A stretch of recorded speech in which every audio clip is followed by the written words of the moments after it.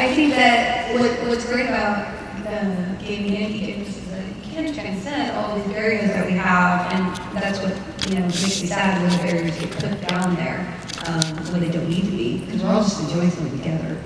And that's really the idea behind it. I started playing Counter-Strike Global Source lately, which is kind of a new craze everyone's into lately. And it's been a while since I've been kind of called out for being a girl, since I mostly play Minecraft and other very female-friendly games. But Counter-Strike is like one of those ones that's very male-dominated still. And I don't use game chat. I learned that quite early on. If I use game chat, we will get called out for it. So I have to tell someone in my team, or I have to type it, I have to tell my friend in TeamSpeak to give this call out, which kind of ruins the game because I can't do it myself. But I would rather just not have that issue because there's always a threat that it would kind of change the theme of the game. We're supposed to be concentrating on the game, and people would instead concentrate on the fact that I'm a girl and even make fun of it or something like that. And I think because this panel is called Gender in Gaming, and I'm sad we don't have a guy on this panel, because gender in gaming is not just an issue of a girl being a girl, it's an issue for the men who react to a girl, and there's pressures on guys too, and stereotypes they grew up with, and environments where they think that's okay or cool to do because that's what they think is cool, and that's really what we all fit in to be cool. So I would be interested to consider the other side, what makes guys react like that, and why they have to make the girls outsiders immediately, and it's probably unconscious on their part too. Yeah, and speaking of the barriers that guys have to deal with, there's obviously benefits and drawbacks to being either gender in the gaming community right now. So from your experience, ladies, do you think that being female ultimately is a benefit or a drawback according to the gaming community as it stands right now? I don't feel like it's, in some situations there's negatives, in some situations there's positives. I think that, there have been times where I've been contacted by a company and they're specifically, we are looking for a girl and we are looking for this type of demographic. So then, yeah, obviously I benefit from that because I'm a girl. But I don't really feel like in the number of times that I get contacted about hey, we're doing this event, we want somebody, most of the time it's not based around gender, it's based around you have a demographic or you have whatever a normal marketing company would look like.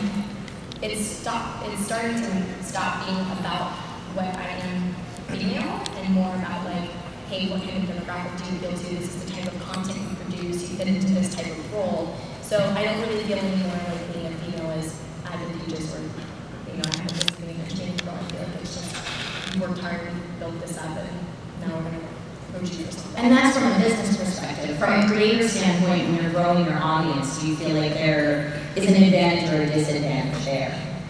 I think it has both advantages and disadvantages, and they kind of equal each other out. So there's obviously advantages to being a male, and that the guys are going to think you're cool, and there's an advantage to being a girl as well, because a lot of young girls will kind of look up to you as a female gamer, because there aren't that many role models, so they'll look up to you and think, oh, I want to be like her, because she can do it, and she's really good at it, and she just doesn't care, she's got the focus of the game, but I think I was making it more of a focus in my own head, because I was blocking it out. So then when I started putting my face in videos, it's oh, now she's putting her face came up, and it should have never been an issue.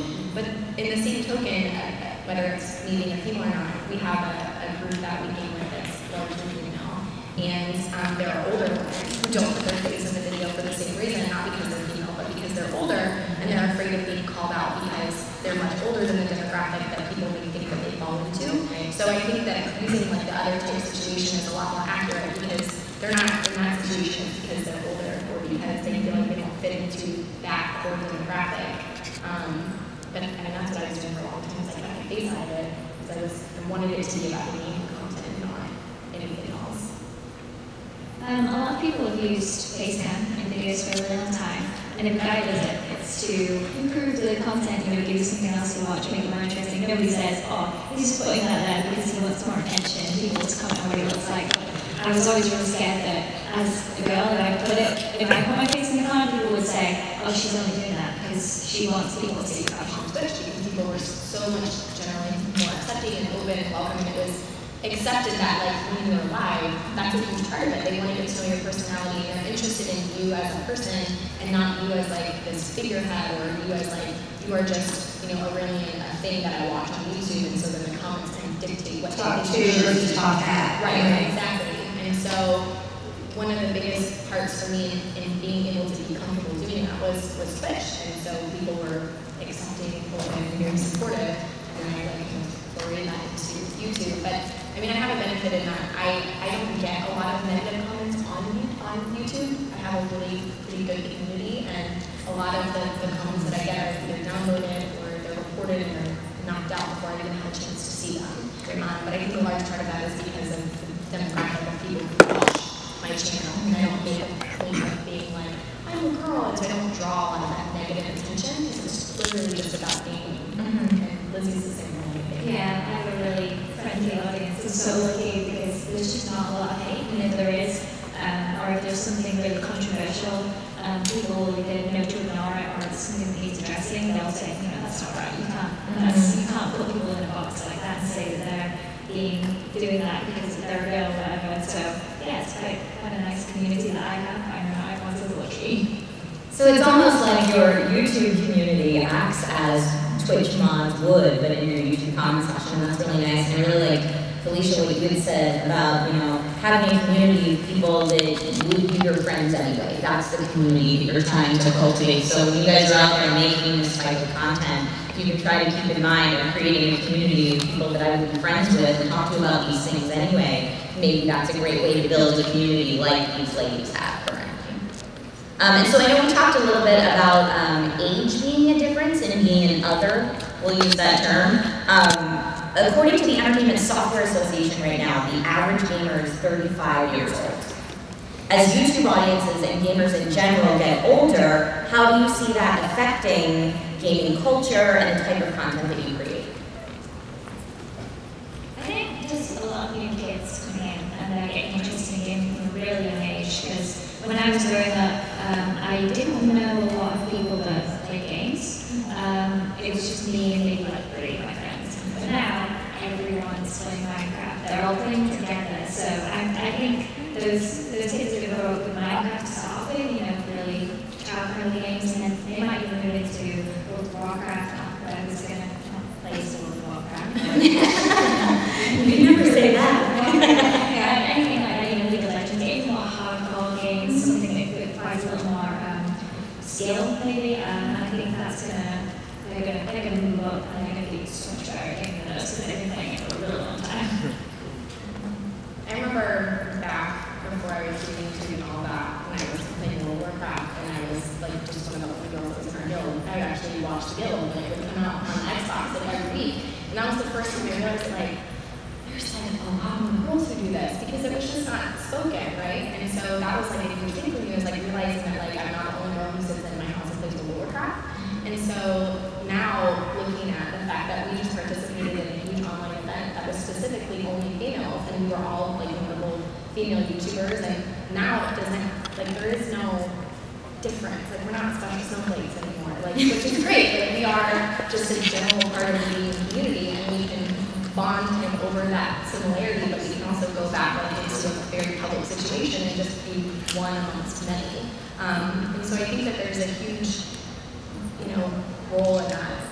We're doing the same thing with age, right? Like, I have a 6-year-old who's been playing Minecraft on iPad and she's like 2. And then now my mom is like addicted to iPhone apps, and she games on her, like, she'll stop a sentence and be like, I have to redo my 3rd word today. And so she's like, my mom, now like 53, is a gamer, right? My dad games, my mom games, and it's a different type of gaming that I do when I'm sitting at the PC. But like you were saying, gaming now is just such a massive genre, everything from iPhones to iPads to Xboxes to PCs.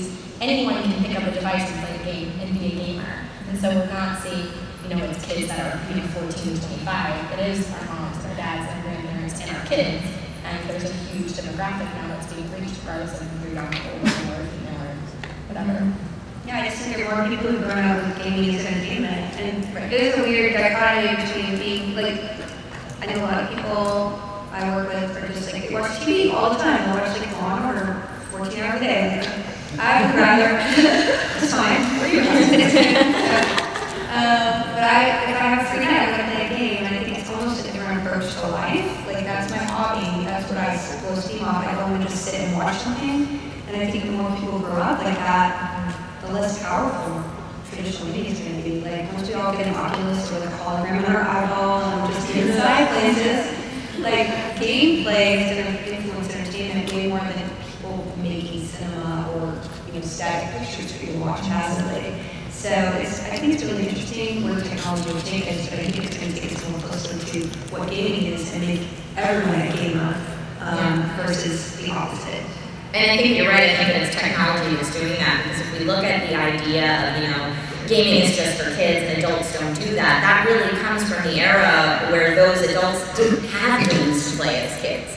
That's why those adults weren't gamers. So we see, it's the average age of a gamer right now is 35 years old, but the average age of a female gamer right now is 43 years old. And I know, and I wanted to ask you, ladies, I know a lot of people attribute those statistics to the rise of mobile gaming and more casual games. How do you feel that that statistic alone and kind of the assumptions that people make about it, how does that affect the community as a whole, where it stands right now? I mean, I think it's a division, like, yeah, you might be the best Hershberger or League of Legends player, but that's different than, nobody's going to be like a hardcore professional Candy Crush player. But that person's a gamer, and now you have this perception of gaming as physical achievement. Like, I'm a gamer because I'm great at a game, versus like gaming as entertainment. And that's where I think you find a struggle between like sort of gatekeeping. Like, oh, you're crappy at that game, therefore you're not a gamer. That's not true anymore, because there is a different sense of gaming than the old school idea of gaming. And I think that's something that, we'll struggle with over time, and then just create, because like I said, gaming isn't a monolith anymore. There's different kinds of gamers, and I think that's where you see struggles in the community of identity, and people trying to keep an identity versus like will it be shared or morphed or even broken apart into different kinds of identity. Yeah. I think there's something to be said too for the fact that back when gaming first came out, it was something that you did at home in your basement, and you had, your Sega Genesis and you were playing it. It was a very singular experience. But now with gaming, you can connect to, like now, most of my friends are online. I don't have, most of like the people that I would consider my close friends aren't physically in the same city with me. And when we spend time together, it's on like a virtual presence, right? We don't have, in parties and we do all that over the internet. And so you're seeing, I think, a lot of these people who, like, I know my mom likes these like trivia games where she can play against like my aunt or my grandma or whoever on her app. And so they're being able to communicate in a way that's more entertaining than just like picking up the phone and calling. And so you have gaming now that's not just gaming for entertainment, it's also like your way to connect to other people, which I think appeals to a lot older demographic, because it's not, you're just sitting in your house and video games. Well, no, I'm actually connecting to other people and forming friendships and building relationships, which wasn't true, 15 years ago. So, I mean, I know for a lot of like the older people, I know my mom and stepdad, whoever, they play games where they can play with against whoever, and there's still that communication ongoing. They can talk about it, they can send messages back and forth, and it's not just a solo experience.